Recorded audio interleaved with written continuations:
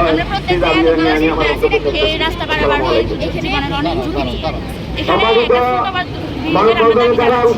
আজকে আমরা এখানে উপস্থিত হয়েছি মূলত এখানে কালকে একটি মর্মান্তিক দুর্ঘটনা ঘটে।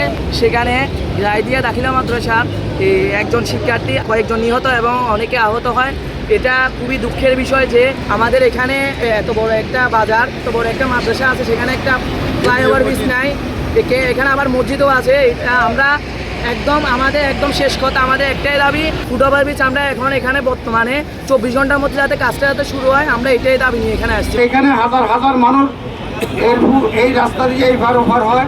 এখানে মাদ্রাসা, মসজিদ, স্কুল, কলেজ, ইকোনমিক জোন, হাজার হাজার লক্ষ লক্ষ মানুষ আজকে এই সড়ক দুর্ঘটনায় নিহত হচ্ছে। কেন প্রশাসন আজকে এই ব্যবস্থা নিচ্ছে না? আমরা সর্বস্তরের জনগণ এবং সর্বস্তরের রাজনৈতিক নেতৃবৃন্দ আজকে এখানে উপস্থিত হয়ে গেছি। আমি বর্তমান সরকারকে অনুরোধ করব, অতি বিলম্বে এখানে একটা ফুট ওভার ব্রিজ আপনারা প্রস্তুত করে দেন, আমাদেরকে নিরাপত্তা পার হওয়ার জন্য সুযোগ করে দেন। আপনারা দেখেছেন কালকে যে মর্মান্তিক সড়ক দুর্ঘটনা ঘটেছে, আমাদের যে অভিভাবকটি এই সড়ক দুর্ঘটনায় নিহত হয়েছে তার সমস্ত দেহ ছিন্ন ভিন্ন হয়ে গেছে।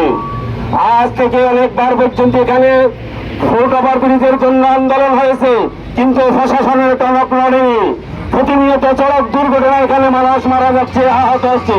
কিছুদিন আগে আমাদের কৈয়াসারা স্কুলের একজন সম্মানিত শিক্ষক এখানে সড়ক দুর্ঘটনায় নিহত হয়েছে। আজকের এই মানব বন্ধন থেকে ছাত্র ছাত্রী এবং বাজারের ব্যবসায়ী বক্তাকিয়া কেন্দ্রীয় মসজিদের মুসল্লিদের পক্ষ থেকে আমি জোর দাবি জানাচ্ছি, অনতিবিলম্বে বক্তাকিয়াতে একটি ফুট ওভার ব্রিজ স্থাপন করতে হবে। যদি না হয় সকল রাজনৈতিক দল একত্রিত হয়ে বাজারের ব্যবসায়ী এবং শিক্ষার্থীদেরকে নিয়ে দুর্বার আন্দোলনের মাধ্যমে বক্তাকিয়া ফুট ওভার ব্রিজ স্থাপন আদায় করে নেওয়া হবে। বিলম্বে শিক্ষার্থীদের প্রাণের দাবি প্রচারণ মেনে নিতে হবে। আমরা মসজিদের মুসল্লি শিক্ষার্থীদের নিয়ে 5,000 লোক নিয়ে আমরা মানববন্ধন করেছি। সকল জাতীয় পত্রিকায় আমাদের এই মানববন্ধন উঠেছে, কিন্তু প্রশাসন বারবার বলার পরও আমি ইউনো মহোদয়কে অনেক স্মারকলিপি দিয়েছি, কিন্তু এখানে আমাদের ফুট ওভার ব্রিজ ওনারা এখনো পর্যন্ত দিচ্ছে না। আমি আজকের এই মানববন্ধন থেকে অনতি বিলম্বে আগামী 24 ঘন্টার মধ্যে যদি প্রশাসন কোনো আশ্বস্ত না করে, তাহলে আমরা অতি শীঘ্রই বৃহত্তর কর্মসূচি হিসেবে আমরা রাস্তায় ব্যারিকেড দিয়ে শিক্ষার্থীদের দিয়ে এই আন্দোলন জোরদার করবো ইনশাআল্লাহ। গতকালকে মর্মান্তিক দুর্ঘটনা ঘটেছে।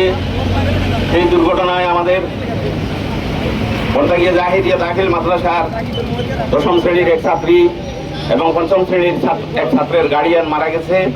বাকি 2 জন ছাত্রী মুমূর্ষু অবস্থায় এখনো আছে, মৃত্যুর সাথে পাঞ্জা লড়তেছে।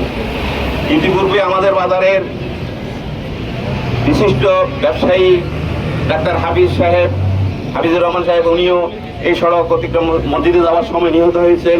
সালামউদ্দিন ডাক্তার বাড়ির একজন মাস্টার, উনিও এই সড়ক দুর্ঘটনা নিহত হয়েছেন। কিছুদিন আগে আমাদের এই সৈয়দ আলী গ্রামেরই এনামুল হক, সেও এইখানে নিহত হয়েছে। সেই ভয়ে আমাদের বাজারের অনেক ব্যবসায়ী নামাজ পড়ার জন্য ভয়ে এই মসজিদে আসতেছে না। বাজারের ভিতরে ছোট্ট একটা মসজিদ, সেই মসজিদে আমাদের মুসল্লিদের স্থান সংকুলানো হচ্ছে না। সেখানে কোনো শৌচাগার নাই, সেখানে তেমন সুবিধাজনক ওজুখানা নাই।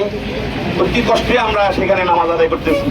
এই জন্য শুধু এই রাস্তার ভয়ে, রাস্তায় দুর্ঘটনার ভয়ে আমরা এই রাস্তা অতিক্রম করে এত সুন্দর একটা মসজিদ, এত বড় মসজিদ আমাদের বর্তাকিয়া কেন্দ্রীয় মসজিদ, সেই মসজিদেও আমরা নামাজ পড়তে যাইতে পারতেছি না। এই ফুট ওভার যদি হয়, তাহলে আমরা সুন্দরভাবে 5 ওয়াক্ত নামাজ পড়ার জন্য এই রাস্তাটা অতিক্রম করতে পারবো।